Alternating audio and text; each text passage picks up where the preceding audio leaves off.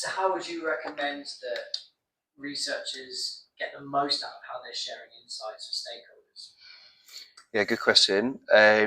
So I think firstly it comes down to how you're articulating your insights. So when it comes to the information that you're sharing with people, alongside the actual insight itself, like why is that important to the person you're sharing it with, and also some recommendations on what you think they could consider doing next to that information, right? So tactically, what can they use that information to drive next by way of, I don't know, an upcoming ideation session.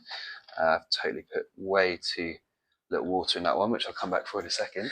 But also maybe if it's more strategic in nature, the research that you've completed and those tactical recommendations aren't as clear to begin with, posing more of a how might we statement alongside your research. That way you're basically moving yourself from being someone who's recognized as being a provider of insight to actually being someone who's recognized more as a provider of strategic advice and direction. And that's really the position that you want to take as a researcher. You're the closest person to the research that's been done. So why wouldn't you share your point of view around what could be done next?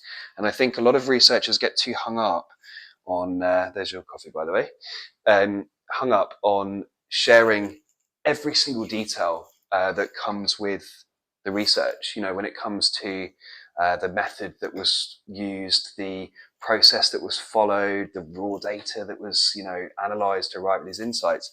Actually, a lot of that information can become an appendix or a further reading or a link to a deeper dive that your stakeholders can follow if they so wish. But ultimately, we're all time poor as researchers, as stakeholders. And so you want to lead with the insights, why it's important, what to consider next, and then provide any sort of further information as a further read.